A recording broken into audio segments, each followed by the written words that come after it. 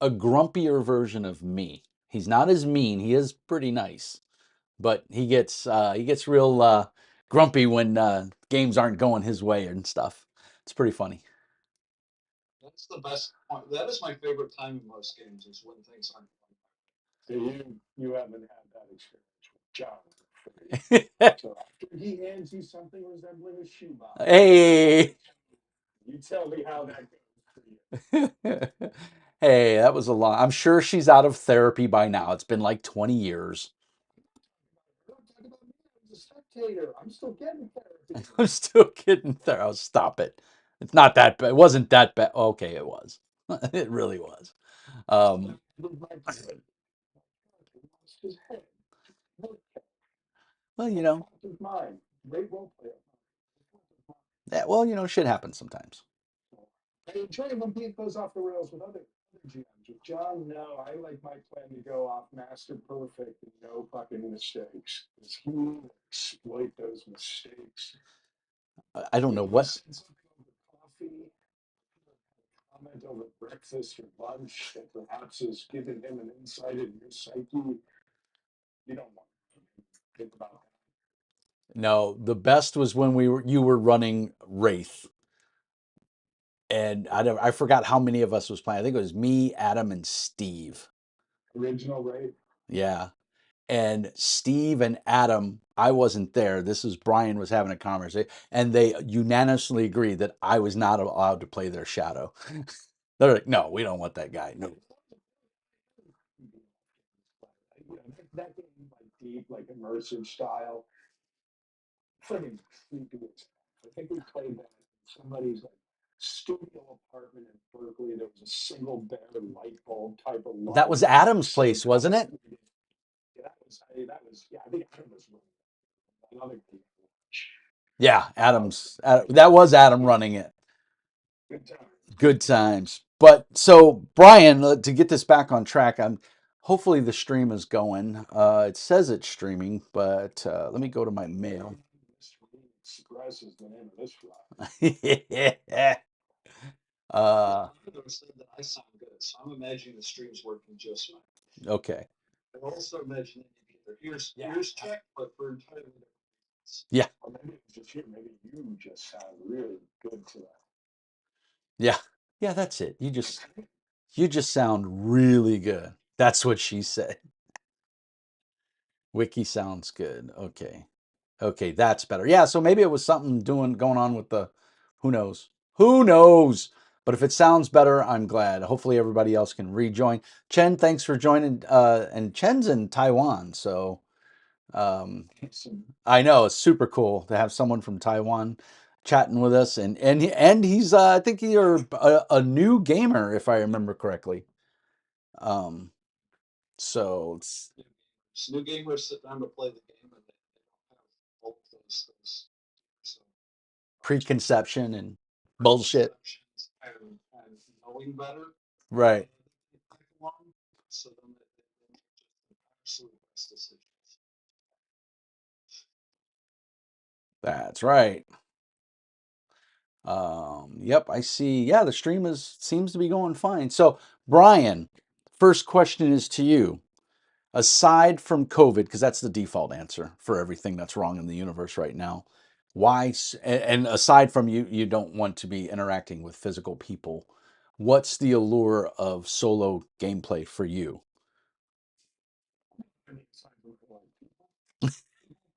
That's my line, by the way. I like the concept of people. I like the concept. I just don't like people. Um, because so why solo gaming? I've been playing around with both solo RPGs and solo mini. And it's super convenient. I mean, I was just flipping through reading Iron Sworn Starforge that showed up the other day, and was reminded that as a scheduling a game with myself is tough enough, but it only has to be a handful of minutes. Like you can actually think about something, check an oracle. It's very the amount of time that I spend role playing or pondering my next novel, I suppose would be like the cynics way of looking at it. It is quality isn't necessarily related to the time, which is, you know, I mean, a good RPG session, you know, can have that as well, but requires a certain amount of time investment. And so, yeah, some of my Iron Sworn sessions have been like really intense stuff in just a short amount of time, and now I can like finish my coffee break or get back into something. You know, I'm a gamer. It's always fun to be able to like scratch that itch. Yeah. So Rookie is in the chat. I'm not quite sure how you say that. And I'm not sure if you're just lurking or, but welcome. They just slid onto the Discord server. So keeping an eye on things. Hopefully they can hear. All right, Wiki, what about you? What's the draw for solo RPG? So I'm a lazy game. Really lazy. Unbelievably lazy. Masters. And so if I can figure out a great way to automate game master, then I can go into a non-solo situation. I feel like I'm game mastering absolutely minimal effort. And that is ideal. So if I can just roll to see what all the NPCs are doing and I don't have to put any brain power into that, that's where I'm going. I can kind of dig that, man. The problem is I'm a lazy game master too, but I'm also a fickle game master because I love the interaction of the players. And like Brian said, if I get a glimpse into your psyche, I'll use it, you know. And to be honest, I learned that from Brian. Uh, you know, That's half the job of a game master is to read the players and just spit whatever just to change anything that they're doing. So the player thinks I've got this great idea, and you're just like, it is a great idea. Now I'm gonna fuck it up. yeah. And Well, and that's the job of a game the master. one of the reasons I like Powered by the Apocalypse games is because players are their own worst enemies. You know, no matter what cruelty or evil I can come up with, players will always come up with worse. You know, and that's I love running Dungeon World for just that very reason. Because Dungeon World, you know, so you know, oh, you want to play a dwarf? Okay, well, what's great about the dwarves? And they tell me, I said, what's bad about the dwarves? Oh, well, they're greedy and they're stingy, and you know, they hate all the other races. Really? You know, and then you start feeding into that and they start going with it. And, you know, but there's an elf in your party. Why do you like the elf? Sorry, I have a wicked cough. I don't know what's going on with it. But yeah, and the players just, I mean, they're their own worst enemies, and I love it. And but for me, solo play started with this 5 Parsecs from Home by Ivan Sorensen. And it just grabbed me because I love painting miniatures. I like making terrain, but I can never find anybody to play miniature games with, or more importantly, I can never find the time because I have very little free time, you know, and then on top of that, it's hard to, you know, getting players together is like corralling cats, right? So, and then I just found out about this one as well, which is Ivan as well. And oh my God, I'm even more in love with this because it just tickles that fantasy, you know, itch that I have. And it's really, really well done. And it's such a good read. And then Mr. Isaacoff over the weekend sent me this. So while not necessarily solo, it can be played solo, and it's got some great concepts in it that I really like.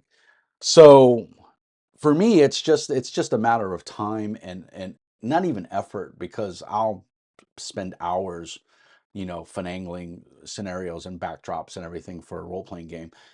But I would love to spend hours doing that, but I got to spend those hours making games, otherwise they never get made. right. Well, I mean, that is the quandary you have. But, you know, for guys like me, I love running games. I love to see the look on players' faces and I love the interaction. You know, Brian's joking about that shoebox, but it was a werewolf game that we had years ago and the young lady that was playing in our game was a phenomenal role player. I mean, she really got into character. She would come to the game sessions, you know, dressed up, you know, and then she met a young man and they started dating and he was into the same thing. And so they would come dressed together and then they started hosting at their house. And Oh, it was just phenomenal. It was so much fun. And she wanted to play a white howler. And I'm like, why in the world would you give me this ammunition? You know, I, for the record, Brian did protest, but and we played that game for quite a while. I mean, and she understood out of game why she was always being attacked, but in game she was just like, why? Say again, Brian?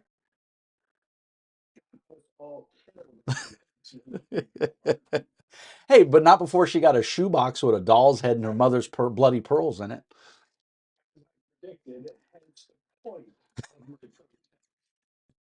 Yeah. So, but I literally, I didn't give her a shoebox, but I described to her, you find this at one of your residents. She had a number, her parents' place.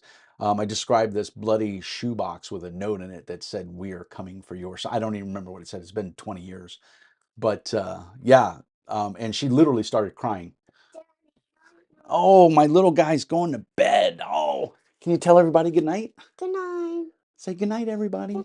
Can you wave? Say bye. Bye. Say good night, Uncle Bry. Good night, Uncle. Bye. He's like, who the hell is Uncle Bry? He is too cute. He is. Thank God he's got his mother's looks. So yeah. So for me, I do like the solo gameplay. And I always want to like record it and stream it or whatever, but I don't have the time. It's hard enough to do these things and work. I work as a supply chain manager, and I manage a warehouse, and there's just not enough hours in the day. My day started this morning at 5 o'clock, and it ended at 6. Answering emails and stuff. So it's just one of those days. But it seems like every day is one of those days. But it's so yeah. So people were talking about what makes a good solo play game. So we'll loop back to you, Bry. What's your idea of what do you feel makes a good solo play game, or what are the things that you look for?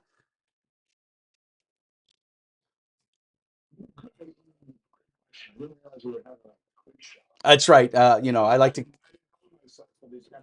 Yeah, you didn't get the pre-questions. I sent them to you. You you gotta take me out of spam folder. Did I ever promise you that it was a slow career? Did I ever promise you a lot of sleep? So true, Bryce. So true. I think a lot of aspects of the hobby are solo, right? So I can enjoy building my army list solo. As a GM, I can do a lot of work solo that I play with these some of. So I think I can have a real expansive view of solo enjoyment of the hobby. I'm looking for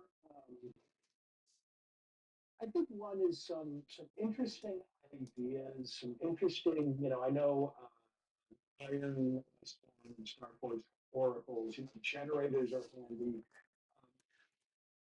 Items that can kind of feed my creativity easily. I get the lazy, the GM thing. So I like the Mythic GM series. Mythic is really good. I get their monthly or the regular item. And so that's usually got like different themes and ideas of how to approach them. So, I'm looking for something that's going to help me make some decisions. I like a certain amount of, whether it's forms or, like worksheets or stuff like that. Really hits that for me, that gaming and that GMing, like crunchy bits, right? So I like something that has enough crunchy bits to make me feel like I'm not. Otherwise, I can just write it on before conversion story. So having enough that it feels like a game, and say I like a really nice, well-produced game, but it really just varies. I like running open source stuff. It depends. A lot of times, it's easier to have a more nicely produced package for solo because the GM as interpreter. Right. Right. So one of the things that a GM does, is if I'm GMing for this group, I can have a range of quality material, really nicely produced stuff, really like indie stuff, low budget stuff, articles I printed off the internet. And if I'm doing my job, and really bringing game to my players and engaging them, the quality of the material, like that way, how it was prepared and presented, doesn't matter to the players receiving it. Like I'm the interpreter, so you can kind of compensate for all of that. Whereas when I'm solo playing, sometimes it's nice to have a pretty book with really nice thematic pictures and bring it home in one package because it makes it convenient to just like get into the headspace. Right. Well, Big Al is in the chat. Palindrome Paladin is in the chat. He says that I'm clear, crystal clear, but you guys are coming in low, but everybody else says that they can hear everybody. So I'm not quite sure what's going on. So Pally, I'm sorry, bro. Or ma'am, I'm assuming you're a dude. But don't want to assume too much. So I don't know. Restart your browser. Maybe, I don't know. Big Al is here. Big Al is a Patreon and a subscriber to the channel. And he said he wasn't feeling too hot tonight, so he was going to just lurk. I got it. That's 1-800 Mr. Me support, man. That's like restart your machine. Yeah, yeah. Did you turn it off and on again? Oh, And then we got is it how do you say it? Is it rookie?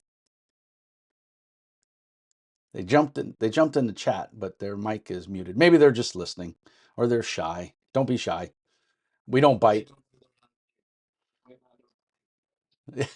Well, we do bite, but not very hard. Depends. It's how hungry I am. So all right, what about you there, Wiki? What makes a good what do you look for in a solo play? I don't want to have to come up with mechanics. Yeah, you do that for a living, right? Yeah, I want to sit down. If I'm gonna sit down and I'm gonna play something, I don't like for that kind of thing. I don't have to get to a point where I'm having to look into a book to question it. I want it to make sense and to be fluid and easy to understand and to just move from one place to the next place without me having to figure out how to make it work. Yeah. If I'm anytime I'm playing a solo game, I want to some degree I want to turn my brain off and just let the story come. Right. I find what I think I'm kind of with you in that category, and of course I agree with Brian as well. I really like it if the system speaks to me, and like you said, it's simple and it's easy to follow along with. And I think like 5 leagues from the Borderlands or 5 parsecs, the system's really easy. The hardest part, and I don't want to say hard, the time-consuming part is making the terrain or getting all of the miniatures to get everything together to play the game, so to speak, and make the map. But that's kind of also the fun part. If you're Most GMs are somewhat creative or very creative type people, and so for me it really just it gets in there. I get to make a map. I just bought Incarnate, which is a map making utility, and I'm finding it very intuitive, and I'm liking the way it's working. And so I'm playing with it to try to get my map together. I've scrapped 3 maps already trying to make the perfect map, and I know I never will. But yeah, it's these are other good ones too. Frostgrave, which are these work really well for solo play. I mean, the process of making a bunch of maps, looking for your perfect map in the form of solo play. Right. Yeah, no, and I don't feel blemished or tarnished. I'm enjoying that process as well. So it's not. But hundreds of softwares to try to make maps. And I always go back to either drawing it by hand on paper or to like Photoshop or something that's like super that kind of equivalent and just brute forcing out the map that I want and adding the details slowly over time and just I Yeah, always go back to the extra work because I haven't used one of the tools and it doesn't work the way I wanted to and it just get frustration, and yeah, and that's the quick. It's like learning a new computer game or a new computer program. That frustration factor sets in, and then you don't want to do it anymore. And I totally get that. I mean, a lot.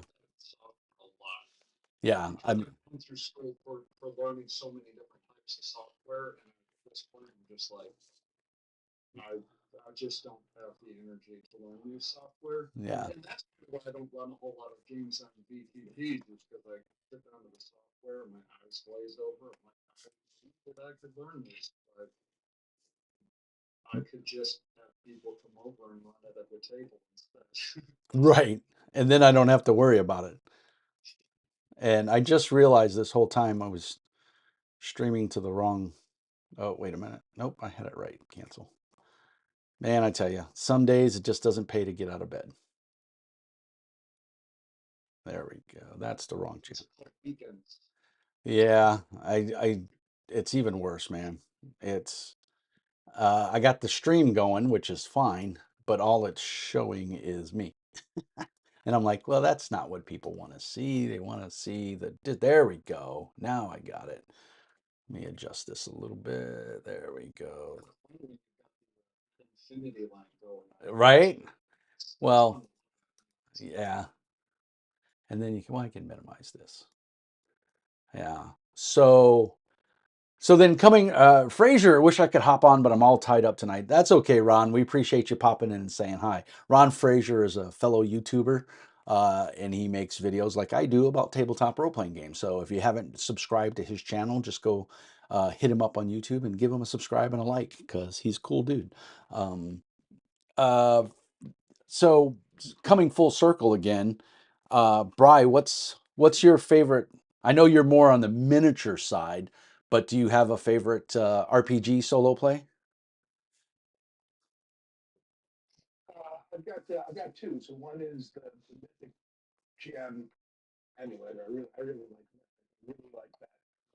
Like their crazy success chart, which I can run any RPG using. And I just like the style of it. So the Crafter series, they've got Monster Crafter, Location Crafter, Ooh. Adventure Crafter. That's one of my favorites. And the other one is the Iron Sworn system. And I've really had some great play with that one. Some really just interesting stuff. Kind of a block where we're like, wow, there's a GM for that. You know, like that was a really crazy, like how did that happen type of stuff. So I think that when you're hitting some of that kind of results, Yeah. those would be my top two on the RPG side. So you must be really stoked for Starforge. Oh yeah, no, I've been, Yeah. reading it when I'm not working.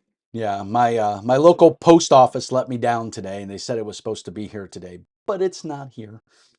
So it didn't come before the UPS store closed, but that's the post office being useless as usual. Wiki, what about you? What's your favorite? The moment I was recently reading over, and I really interacted with it a lot, but there's a GPTU, which is one of those text to speech things. Mm-hmm.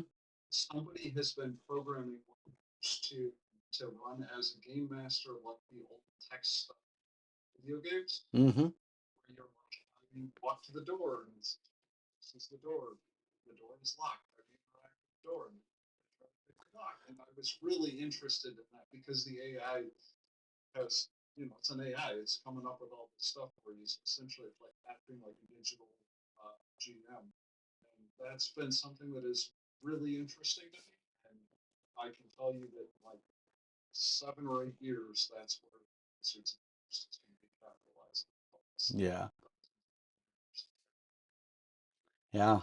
I think for me, I'm sticking with Dracopool is just bamfed in, so AKA a la Nightcrawler. Thanks for popping in, Dracopool. Longtime follower and supporter of the channel. I'm really digging 5 Leagues because it's a little bit of both. It's a little bit of the role play, and it's a little bit of the miniatures game. And then I've got a whole bunch of Infinity miniatures, and so those are going to be my band of heroes. I use that term loosely because, well, you know me. But I'm really just digging it. I'm going back through and I'm rereading 5 Parsecs because I want to use, like I said, I want to use the Infinity miniatures for that. And then for 5 Leagues, I've got a ton of fantasy miniatures that I'm going to use. And I have a ton of flat plastic miniatures from Skinny Minis, Dungeon in a Box. Yeah, they are very cool. Down and you can store them without picking up like shelves. There's all my miniatures. You know, That's and I've got a whole bunch more coming because I backed their second Kickstarter. But you know, you can see them; they're in there, and they have little slot bases that they go in, and it's just fantastic. And I obviously, I mean, looking back at the shits I've got, so, hundreds of Reaper bones minis that I have for those. well, that's the thing; they take up so much space, and I love my miniatures, and I love painting, but I paint. I mean, I've had this guy for a month now, and I've gotten basically some base coats on him, you know, and that's it. So I'm like, and that's my character in my Pathfinder game. Have So you seen the airship I made? That I think I posted. yes, yeah, oh yes, dude, it's beautiful.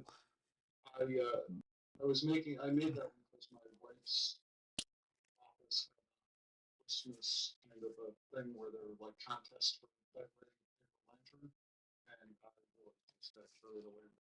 Yeah, you did. You got very carried away. But you know what? If it brought you joy and you enjoyed it, that's all that matters. Honestly, it's the most fun I've had woodworking in, like, I don't know, probably in years. And I enjoy woodwork. It's not like it wasn't like the other things. Oh, Rocky says he hasn't tried any solo games yet. So, well, Rocky, you got to get on that, buddy. Um, yeah, some people dropped in and dropped out. Yeah, so I'm just looking at the. Miniature space solo play game. It's very miniature space. There's almost no play in it, but the combat is quite a bit of fun. It's Super Dungeon Explorer, Yeah, they call it, and I've it's heard good things. double gun chibi characters that are over the top and Yeah. ridiculous. You can pick up a lot of their stuff super cheap on Miniature Market. Not to give a shameless plug to Miniature Market, but I'm gonna because they have a lot of the sets for reasonably priced. And they have, as this genre is growing, they're converting a lot of their stuff over to the freebie. I have so I, the in the trade ones book I drew the scroll rider because one of the Super Dungeon Explorer sets had scrolls in it, and I used the miniature on my playmat with one of my friends. Yeah. And I was just using it as a creature to be on the board. I didn't know it was a scroll, and my players absolutely fell in love with the idea that there were giant scrolls in my world all of a sudden. Yeah.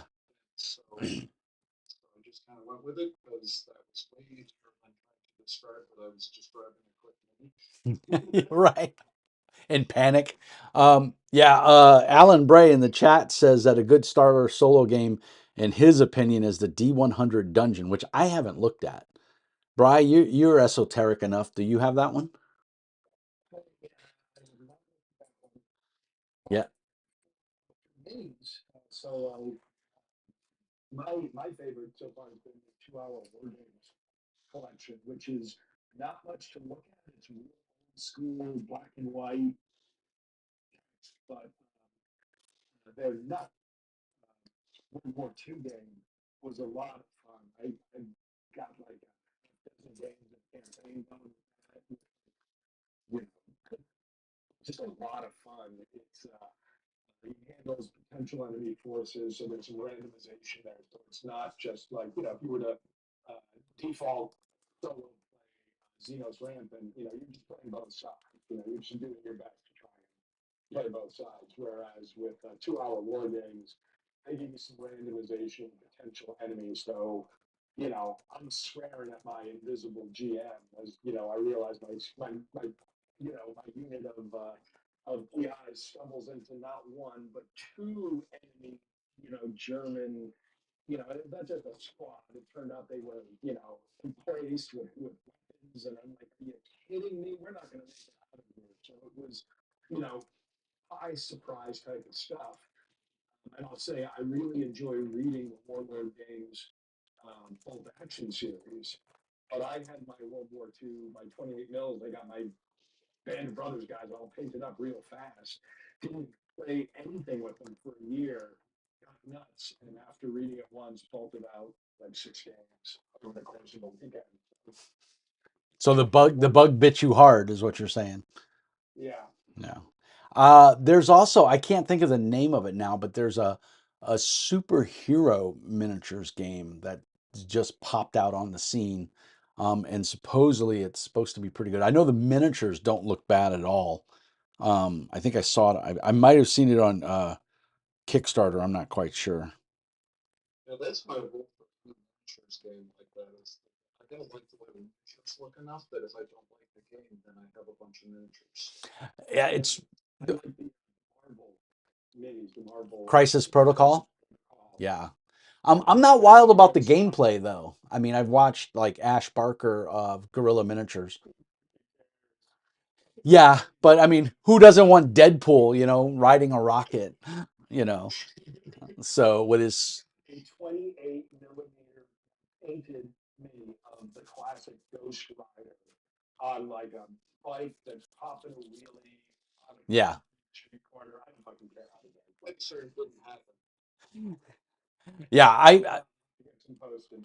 yeah, that's true. Thank you, Wiki. That's one of the things we say in the channel is pics or it didn't happen. Well, and the reason I do that is, you're on Discord, the messages scroll by pretty fast, right? And so, and you can go in there and change that and, have it show you new. But the problem is someone will be like, oh, game XYZ is amazing and da da da da. And, and that's all they say. And you're like, well, now I got to go try and find that text. This much of a line of text. Exactly. And so I got tired of trying to scroll through it and then reach out. Hey, Wiki, what was that game you mentioned, a day ago? And there's 300 messages already on the server. So me finding that message is like a needle in a haystack. So I just started the unwritten rule of post links or it didn't happen, So, and everybody's been really good about it in the Discord. So I do appreciate that. And I thank all the meanies, as we call them, for posting, so. So what else is going on in the world? Brian, are you working on any game related projects for anything behind the scenes that you can talk about, or you just enjoying gaming in general? No, I'm just running campaigns. That's it. I'm just a GM and a consumer of fine RPG and board gaming literature. Wiki, what about you? I know you're working on that is it a supers game or No, it's a post-apocalyptic game without zombies. without zombies? So you're talking Walmart in Chicago, basically, on Black Friday.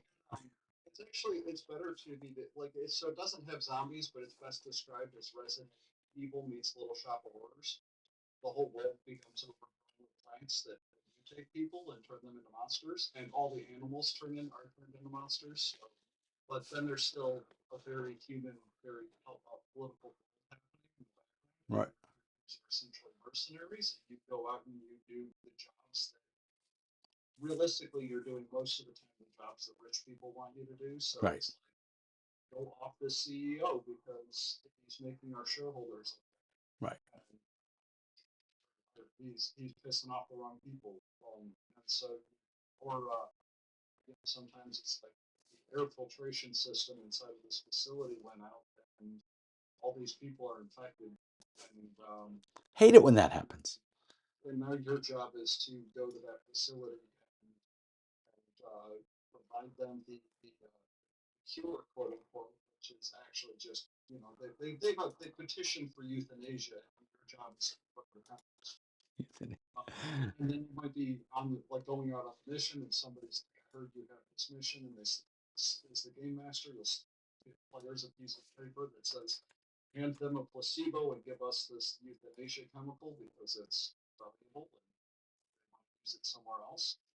And so, it's a tabletop game. It works like other role playing games, but it's in a dark and gritty world, and there is no magic, and people take their sweet time to heal when you have 100 hit points because you are 100% of your. Oh, I like that. It only ever goes down as you lose limbs. If you're missing an arm,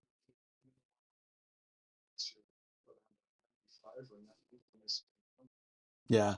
Your audio's, just as a heads up, your audio's cutting in and out. I'm not quite sure if you've got your mic set or something. But I've noticed it since we've been on. We've only been streaming for 30 minutes. I know we've been on longer, but we had to start and stop. So, but I've noticed, I can fix that. yeah. Oh, somebody else jumped in here. Who's this? Who you be? Oh, it's Dracopool. What's up, dude? Oh, and he jumped out. Let's say audio now. Is it any better? Yeah. You know what happened? My webcam was picking up my audio this whole time, so I had Ah. this microphone sitting right next to my face, and it's been doing nothing. Yeah, you were very grainy. So yeah, you're much clearer now. So excellent. Yeah. There's so much, and I love getting the comments on YouTube about you should stop doing this, you suck, and da da da da. And then I'm like, oh really? How's your YouTube channel going? And you go look, and they don't have one. And I'm like, well, why don't you try doing this for what going on 5 years now and see how you do? Oh man, my YouTube channel is almost completely woodworking stuff. I occasionally, not all the time, will post videos. I didn't even know you had a YouTube channel, so you got to put that link, man. You got to tell us. You're in the Discord all the time. Well, how come we don't know this?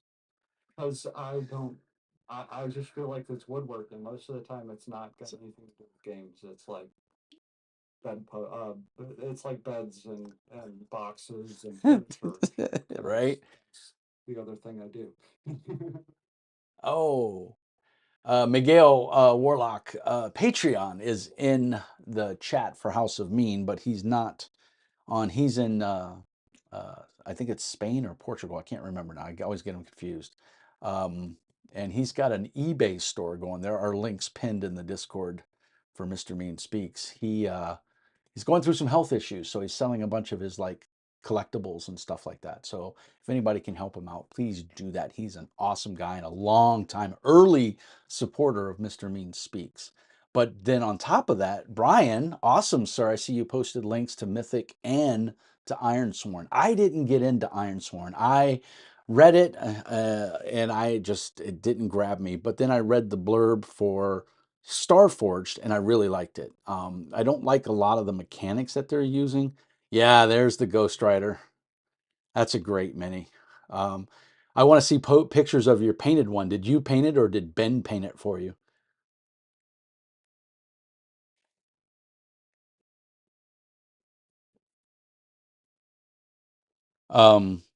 So Where's the picture of this Ghost Rider at? in the chat for this channel. So in the upper right hand corner. Oh, Yeah, I painted it. I'll see about taking some photos. I'm just picking on you, Bri. I really need to get a moderator. Let someone else watch the chat. You can't do, human beings are not capable of multitasking in a professional way. This is truth.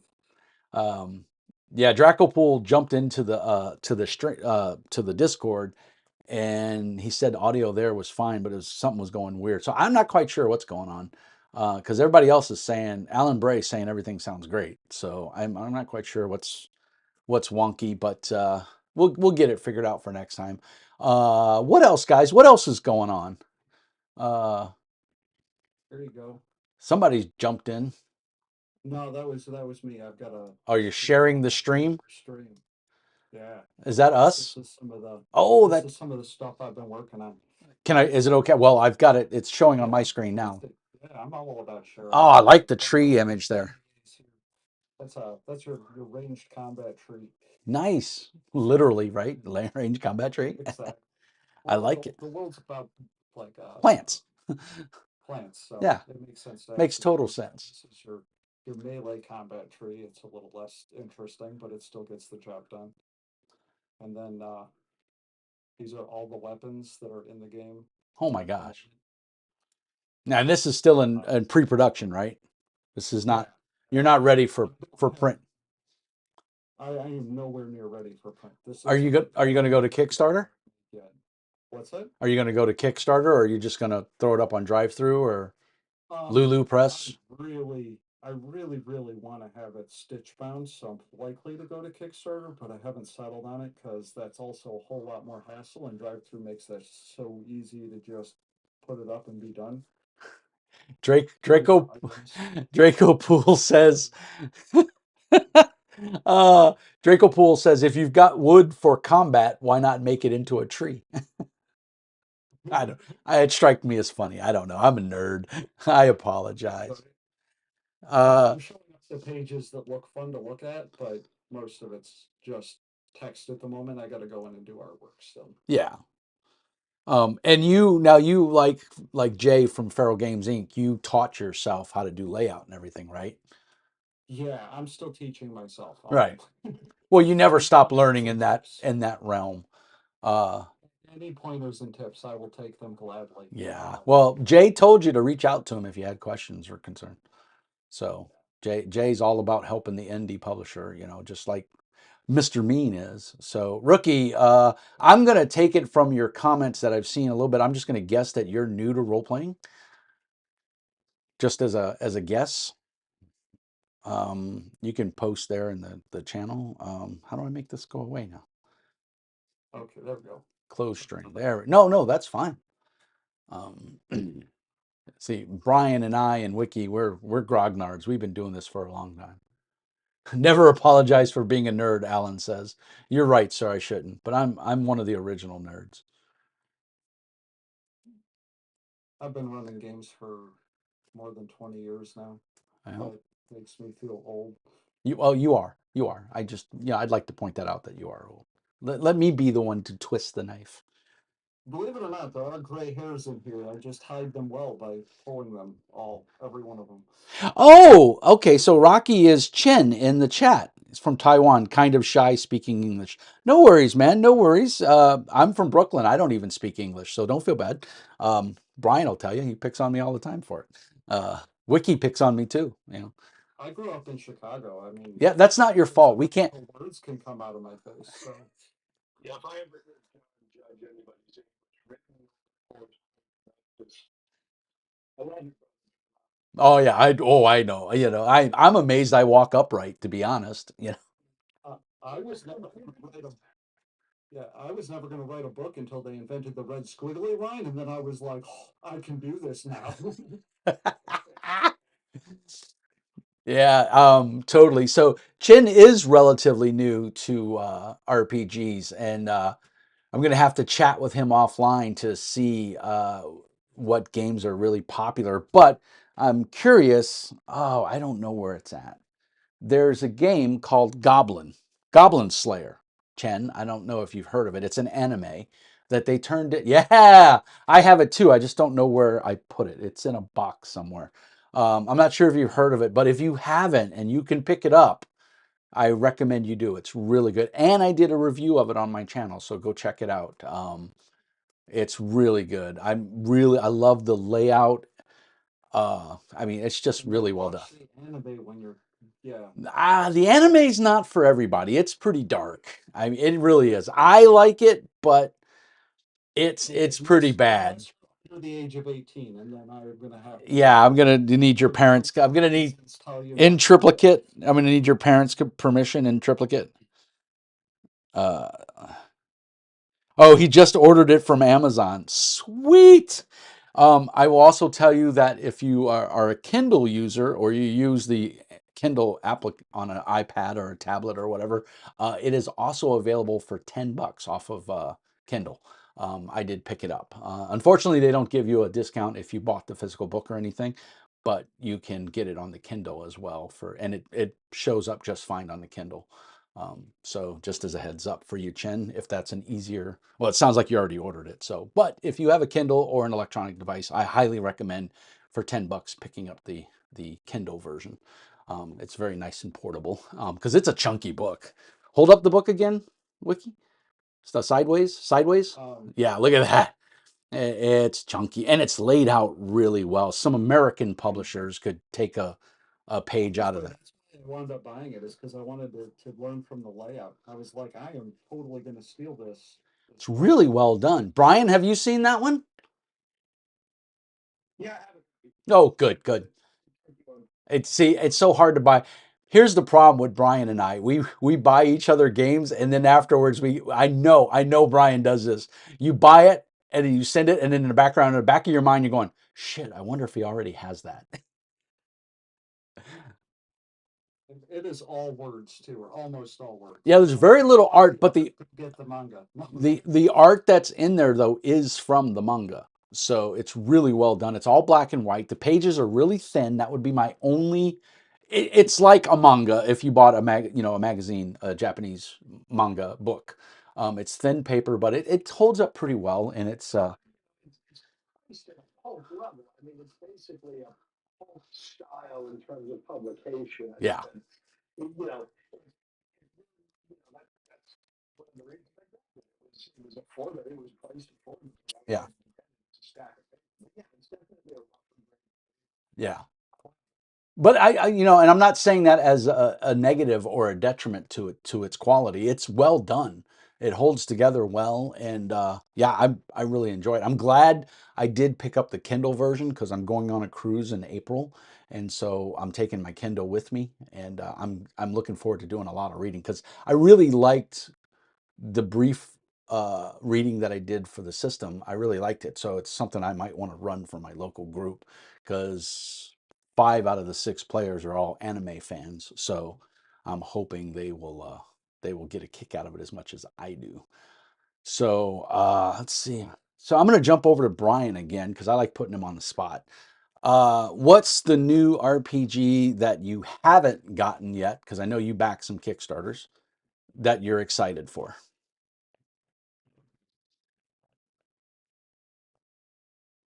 Crickets. oh, man, since I've been taking a break from GMing. So that's a great question. I'm just getting something to drink real quick, so keep talking.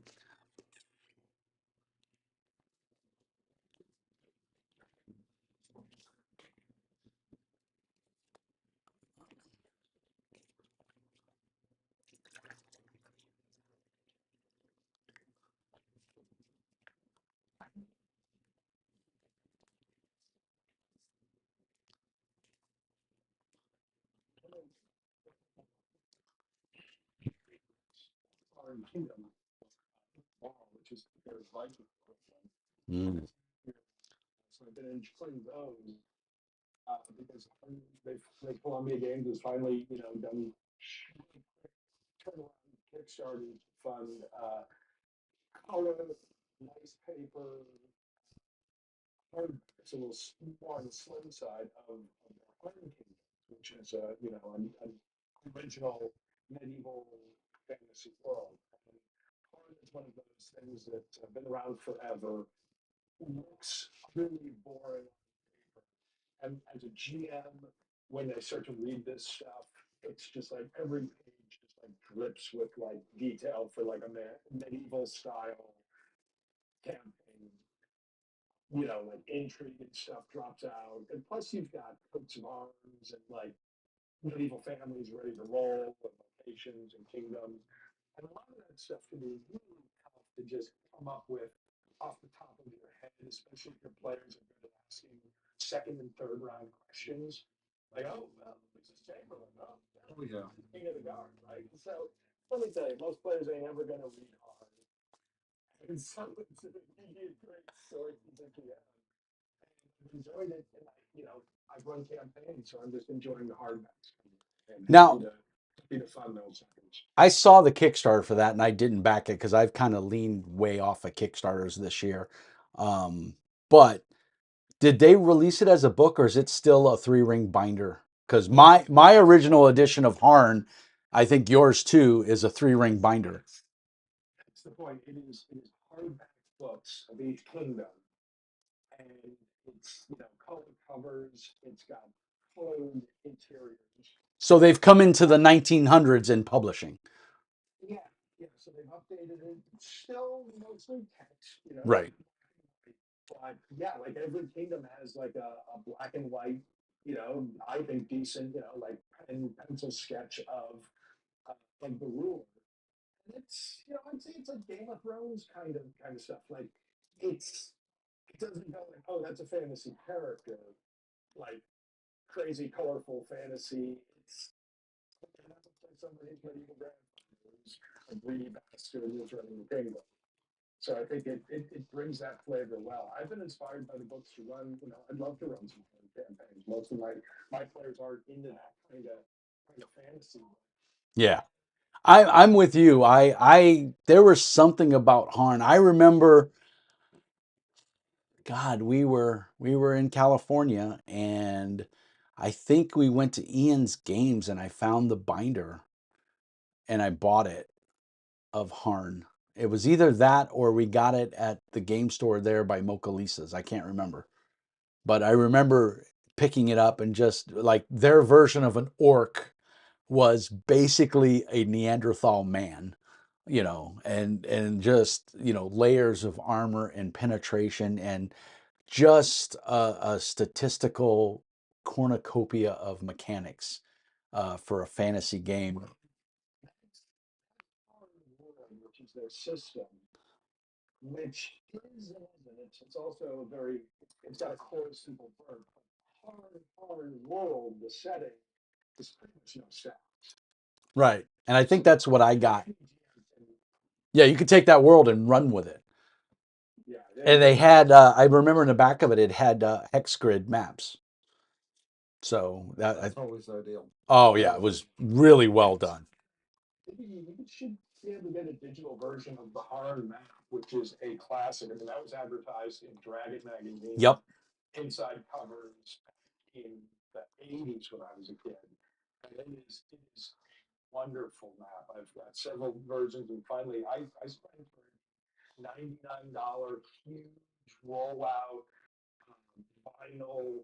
Yeah, this would be a banner thing because it is just such a gorgeous, many shades of greens and browns and yellows, and it's just kind of got I don't know. Been seeing it since I was like 11 or something. Right. So, like I don't even know if my appreciation of it is genuine anymore. It's just soaked into my brain. Right. It's a wonderful Oh, it's well, and I only bring it up because, yep, there it is. No, that's my map. Oh, is that your map? That is the map I use in my game world. You'll notice it's got some big hexes there for regions essentially, but if you look really close, We can't see the hexes. The image isn't detailed enough. Maybe if I. man. Oh, there they go. It won't let me load up the I got it. full-size I got map it. 'cause If you double click on it, it pops up. But yeah, Harn was, I don't know. That one was a big one for me. Another one, Bry, that I know you and I got into for a short while was Sengoku.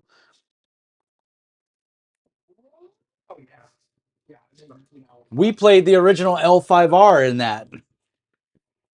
Yeah, it's I also got to play with the designer. I mean, that was a great game. It's a shame it's long out of print, but I'm a sucker for anything medieval today. Yeah, I'm right there with you. And there we go. My table was going crazy on me. I was like, what's going on here? What's the chaos? Um, that's a cool map, Wiki. It's very colorful. I will say it's extremely colorful. I don't use so the one that I've got a version of this hanging on my wall that has almost none of those colors. That was just the one I could find that's a size that's small enough that I can put it on this. It's the actual Photoshop file is like 2 GB because it's also got 1,000 layers of detail in it, and Yeah. my computer has a heart attack every time I open it. Yeah. Now, you posted in the chat there? It looks like a squirrel, a knight riding a squirrel. What the hell is that? That's one of the pieces of artwork from the Trade Winds book. But I was talking about that with the Super Dungeon Explorer has the big scroll figures, and Gotcha. that's became mounts in my game board because it was just easier to just be like, oh yeah, of course I've got giant scrolls. Well, and why wouldn't you, right? Why wouldn't you? I mean, that's great. That's And they if your character is light enough, then they glide. But if you're a little heavier set or you're in full armor, then they don't glide because they just can't hold that kind of weight and glide. So there's That And the detail and the trade winds book under the different mounts and animals and really is, yeah. I'm a master of feature creep. I just get an idea and I'm like, oh, we need to put that in there. And then I look back and I'm like, I need to up the idea on the rest of these things so it looks like it fits. right. And before I know it, it's like, ah, this is the chunkiest shit ever. You're a retro designer. Yeah. Well, I mean, it's that squirrel syndrome, you know. Ooh, look, shiny. You know. Yeah, and you have it as bad as I do. So there's no problem with there's nothing wrong with that. I don't know. Bri, how's the weather in California? Because it's freaking cold here. It's like 4 degrees. And we're facing a blizzard, by the way. And having to like defrost my car. I didn't move here from Connecticut. Defrost my car. Wah. Northern and northern.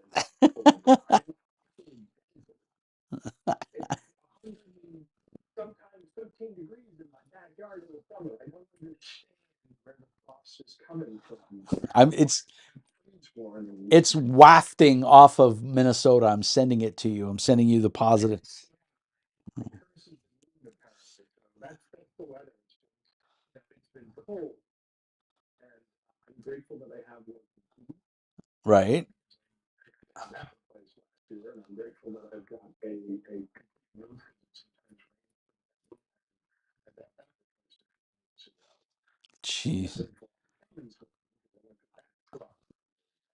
That's right. I do remember that the bathroom drama. Buy a home, it's a wonderful thing to do, and prepare myself for maintenance and repair. That's good advice. Yeah, yeah. I was weak at one point, and I'm not ashamed to say, I had plumbing failures, and then while that was being remediated, there was a freaking slab in the concrete, and if I had found out that they were actually doing all this to me, I'd have hired Black Ops. I didn't. Yeah, I mean I feel for you, man. I feel for you. What other gaming? How to do all the electrical and drywall work and all that kind of shit because I can't afford to pay other people to do it.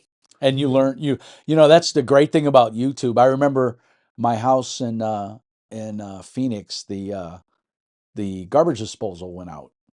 And so I was like, well, shit, how do and so I looked at the make and model. I went to Home Depot. I bought a newer version that was 5 horsepower, which was like you could chew up a human body in there. And so I went to YouTube and I was like, I called around to see, plumbers, how much they would charge or a handyman. And, it was like $200-300 plus the cost of the disposal. I was like, I ain't got that kind of money. And my ex-wife at the time, she couldn't keep a job, so she didn't have no money. So I was like, fuck, what am I going to do? I just went on YouTube and literally they had the exact same make and model and the same style of sink as I had, and I got it installed in like 2 hours. I mean, a competent person could have probably done it in less than an hour, but it was my first time, and I started it. Then I didn't have the right pipe wrench. I had to run back to Home Depot, buy a pipe wrench, but it was a learning experience, and I got it done. So I'm a huge fan of YouTube for learning, because there's a lot of good stuff. Wood products, I mean, with the 5 horsepower, that thing turned anything into just Mulch. run the shower at the same time, and the house shook. It's on YouTube. I'm not gonna complain because Everyone's a it's you know House to be like quiet all the time. the pipes rattle. You're hearing people moan. fortunate that I have a lot of experience doing a lot of this kind of stuff because I'm a woodworker and as funny as it sounds, it's like drywall work isn't so much different than woodworking. You just got to make the pieces fit and then cover it up and make it look good. Yeah, that's what tape is for, right? That's art. That's sorry. Just make the pieces fit. And you know the thing I remember years ago, I had to do my brakes on my car, and my good buddy Patrick Matthias,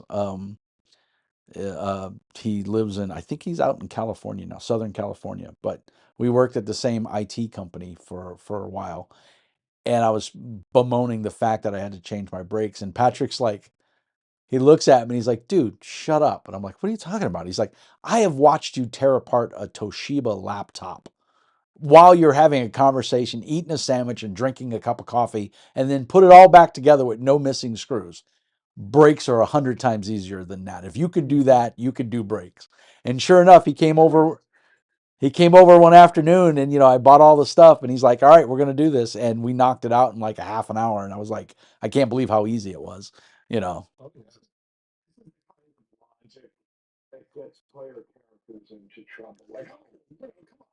I've seen you field strip a Toshiba laptop a million times. You can play around with the warp engine. I mean, current is current. right? But Remember, it's true. it's the amps, not the volts, that get you. They made that shit in the 40s. I'm sure I can figure it out now. It's fine. That's right. And the dilithium crystals are vibrating. It's perfect. That's fine. It's just roll with They're it. supposed to vibrate. That's right. That's where they get the resonance from. Come on, everybody knows this.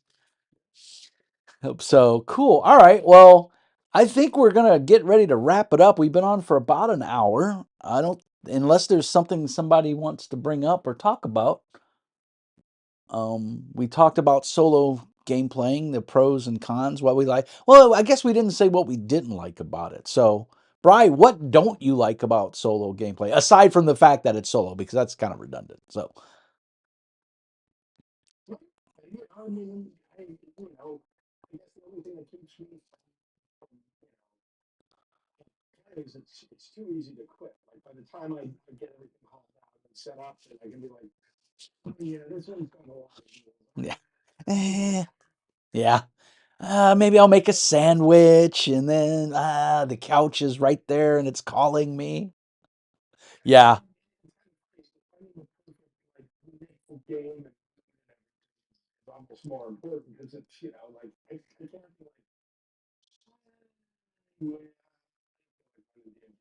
like I couldn't show like I have no reason to actually not show up and run my campaign because his players have made plans, and especially if it's in person, then like people are in transit, right? Like What?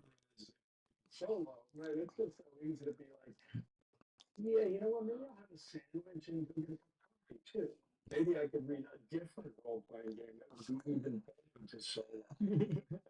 As like you and I with the libraries, you walk by it and you go, "Oh, I forgot about that book," and then next thing you know, it's 3 hours later and you're sitting on the couch. I think that is like commitment is super low, which is great, but like it's super low. Like even if I like roll out the map and like place out the terrain and get all my guys sort of, it's still be like, Eh, hey tomorrow. yeah, It was fun to clear everything out on the table. I'm playing the sorting game. I'm really good at it, or the unpacking Yeah, game. I will say, like, if I get to that point, I've thought about those units. I've like, like thought about the land. Like getting to that point and not playing can be almost as satisfying as playing. Like it's not like I'm just playing the sorting.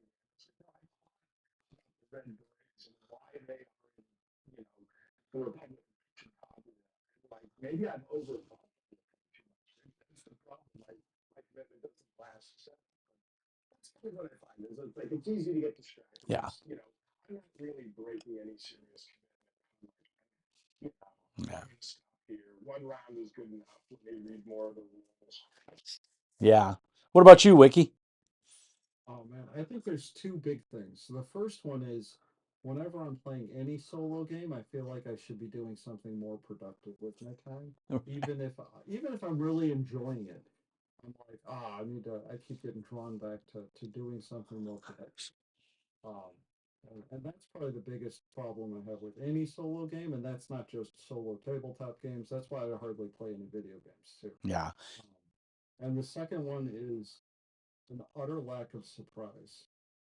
Yeah. I'm playing the game. I kind of know what's going on in a Right. solo game. I'm never going to be surprised. When I'm playing with other people, my players will always do something I utterly didn't expect. Even the players I've been running with for 20 years who keep coming back for God only knows why. They're like, they will throw a surprise at me that I was like, oh shit, I didn't think about that. I didn't see that coming. Yeah. Yeah, I can totally see that one.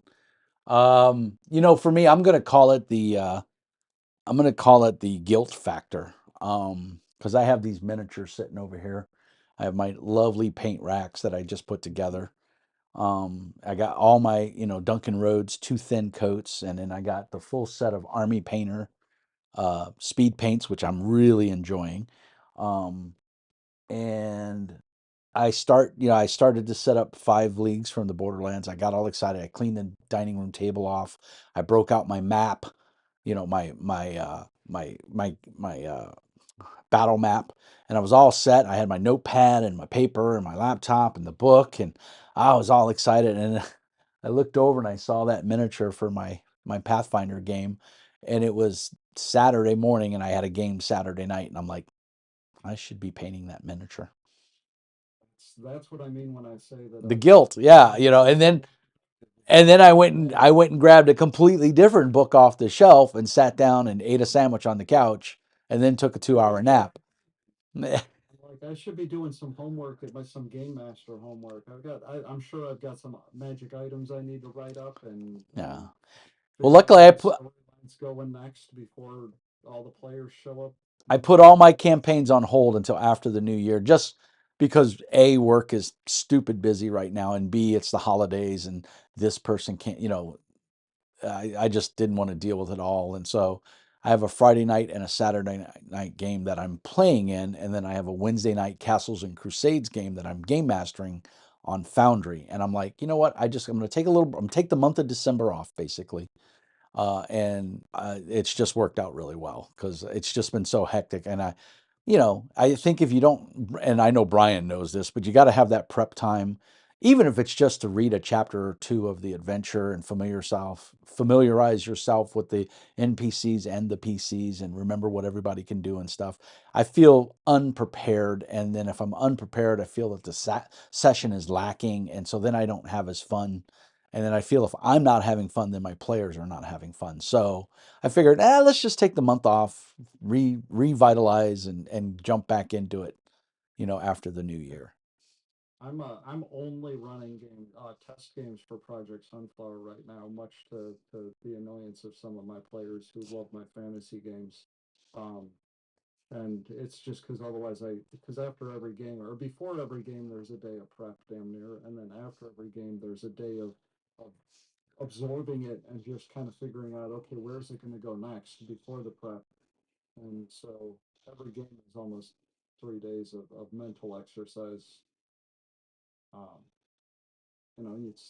it's not the whole day of doing that on either side, but your brain keeps thinking about it even when you want to work on something else. Yeah. So Jay is in the Discord, Sabaton, and he replied to you, Brian, about your Fusion comment, which Fusion is a blast from the past. Uh, let's see, who did it? Cyberpunk did a Fusion version, or no, Mekton. Mekton Zeta did a Fusion, which is R. Talsorian, the makers of Cyberpunk. And then there was a bunch of other lesser known uh, games. Sean Patrick Fannin did his core system using Fusion. There was a number of games that used Fusion. None of them uber popular at the time. Bubblegum Crisis, I think, was also done in Fusion as an RPG. Hey, unless anybody who's going to create their own system, they're entitled to, that's why you create your own system. Right. Just to do like so. But if the only like a point-based system, but with D20, if you're looking to like hook people, or if you're looking, asking for interest in the market, I mean, okay, I've seen point by. I'm pretty sure I've seen like D10. Like D20 is an international die. I mean, I've seen some stuff, but makes sense. But like, I guess I can always type more after the chat. It's just like, you know, what are the other hooks? Like, is there more than just hey, it's a point build, but with a D20 and active defense? Like that sounds also like action system and stuff. Like, and like so dig deeper, have some hooks of like why somebody would play the game. And usually it's not just it can be the die type, but it tends to be to me more unusual. Like, hey, I got a D12 based game. Like, okay, tell me more about your D12 game. Right. If you can, so you can get fancy with the use of it or stuff. And just have some, what that's an interesting thing about making your own game that like really like is interesting because it's real easy to just heartbreaker do it, just like put it in a blender and blend. Like, So I have an advantage on my system. I started making this system when the only game I had ever played was first and second edition Dungeons and Dragons. And I didn't know there were other systems. And I didn't know where to go to find other systems because this was before the internet was fucking everywhere. And so I started making this system because I was like, these are my problems with that system, and I want to make something that's my own thing.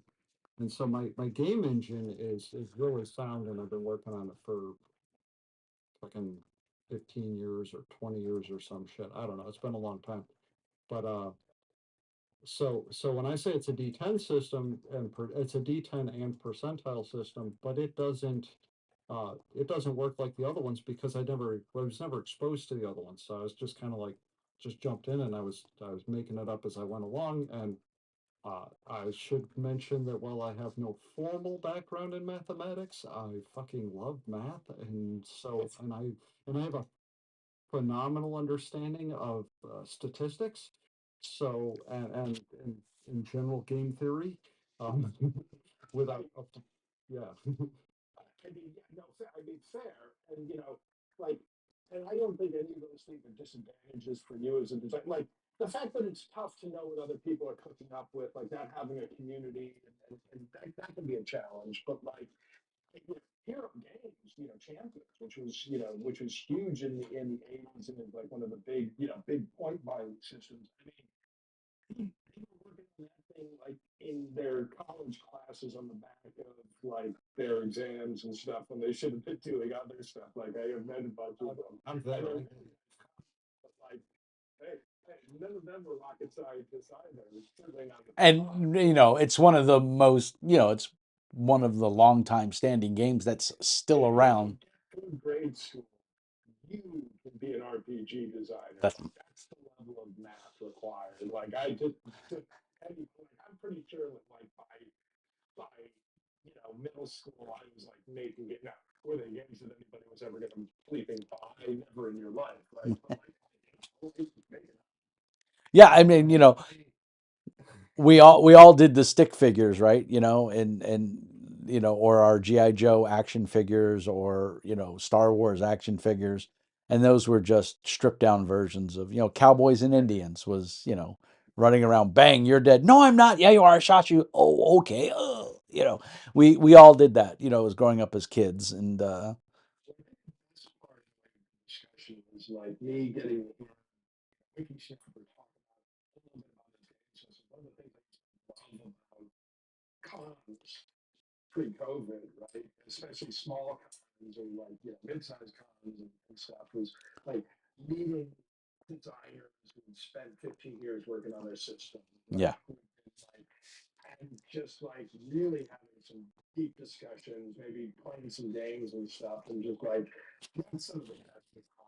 Right? yeah, Like it's a lot of fun. There's just so many people who like have such great ideas, and it's not the stuff that you're necessarily going to find in person on there. Like it's not the WotC tier level, and not everything has to be, and that doesn't have anything to do with necessarily quality. yeah. I won't allow myself to put out something that I don't feel like is at least WotC quality. That's like the minimum bar. I don't know if you've ever seen what WotC calls game master advice, but it doesn't take a whole lot to go. True, and that's I'm thinking of more supply chain, like where they place in market, right? Like Oh, yeah. But yeah, no, I mean, some of their advice is, they got bum products. They've got their problems too. And, I'm glad there's lots of stuff. And that's Dave Thermivore is another YouTuber, and I don't always agree with his opinions and points of view. Shocker, but he put out a top 10 reasons why not to play D&D. And of course, they just WotC or Hasbro had just put out their senior VP of marketing and their vice president of Hasbro or something audio chat. They released the basically the house address of where they stand in the marketing and positioning and everything for WotC, and they feel that it's under monetized and everything, and he's just going off on it, and it was quite comical to watch. He had valid points, and not with, I don't want to get into the debate about what WotC and Hasbro are doing, because I could care less. I don't support their games. I'm not a huge fan of their games. It doesn't work for me. I don't like it. If I'm going to play a big fantasy game, I'm going to play Pathfinder Second Edition. D&D just doesn't do it for me. But that being said, I did pre-order the Dragonlance book, for 5th edition. Why? Because I wanted to support Margaret Weiss and Tracy Hickman, and a portion of that book is going to them. How much of it? I don't know. I don't care. But the fact is, I have every other iteration of Dragonlance, so I thought I might as well pick that one up. And I'm glad I did, because it just made me realize how much more that I don't like WotC, because I felt that the book was it was just a real letdown. It was beautiful. The art in it, of course, is amazing. The map in the back of it is really nice. But it's a cookie cutter map. I don't feel it's anything super special. But even with all my dislikes of it, I'm still happy that I can look at my game shelf and see it sitting there. So, WotC got, $50 of my money. And I'm happy that I have the product. Will I ever play it? No. Will I still, Second edition Dragonlance. right? Exactly. Well, that, That's the thing about a book. Once you got it, you got it. well, that's the thing. And I have Castles and Crusades, which I think is a much better system. So can I port Dragonlance into Castle Crusades? Of course I can, because I have all the source material I need. I have all the novels. I have all the different versions. I have the 3.0 version of it, I think it was, or 2.0 AD&D version. So Castles and Crusades, boom, I'm good. But the point is, I have it. I'm happy I have it. Will I use it for what it's intended for? No, but there's just that point of pride that I have it, but Dave, I just thought it was funny. 10 reasons why not to support WotC, which is kind of brutal, but I guess it's poignant at the time, because Hasbro doesn't want to support GMs anymore. They want to support players. And by support players, they want to draw more money out of the players. I disagree completely. They don't want to support GMs and they don't want to support players. What they want to support is shareholders. Well, yeah, okay, yeah. Coming from that point of view, you're absolutely correct. Somebody who wants to support the players. Like my item book has a lot of things that are made to support the players. Yeah. And that is the purpose of an item book, is to support the Right. players. It's a shopping catalog. Game masters, and Yeah. there's a benefit to that. But at the same time, it's like they don't care about either of these things. They only care about the money. Yeah. It's becoming more and more obvious, even with their other products. So Yeah. I So don't. yeah, we don't want to go out on a negative note, but I do want to take a moment to thank Chen for patiently listening. I hope the audio was okay for you. From Taiwan, it's just super cool. Thank you so much. I want to say a huge thank you to Wiki for bringing your insight and your humor. It is much appreciated. Again, thank you for the dice box. It is awesome. I used it at my Pathfinder game, and I got rave reviews on it. So thank you so much for it. It was a very neat Christmas present, and I can't say enough. And then Mr. Isaacoff, I love you, brother. I miss you. Wish we could hang out more. I miss those Friday night gaming sessions. I miss those Saturday morning coffee trips, and going to the game store and looking at all the stuff all the ideas we had and we were going to do, and we never did it. but we always talked about it, and it was fun to chat with you guys tonight. Thanks to everybody in the chat that hung out and stuck with us for the technical difficulties. Again, still not quite sure what's going on there, but I think we made it through. Most of the people said they could hear us just fine. So uh, we'll go ahead and we'll get this uploaded to YouTube later. Feel free to share it where you like, and I'm going to go back and check the audio and make sure it's watchable. If it's not, I'll just leave it up on my channel. I won't share it at other places, but thank you guys so much for hanging out with me and chatting with me and giving me some new insights on solo role playing, because I haven't really done a whole lot of it, but I do enjoy what little I have done. I'm looking forward to doing more. And Brian, it sounds like you've got it down pat. And we're in a Facebook group together, and Brian always posts pictures of the stuff that he buys. And so that's how I got Xenos Rampart, because I saw Brian and then I went and watched Old Hammer. He's a YouTuber as well. Him and his wife play miniature games, and they gave it a glowing review. And they're using 15 millimeter miniatures.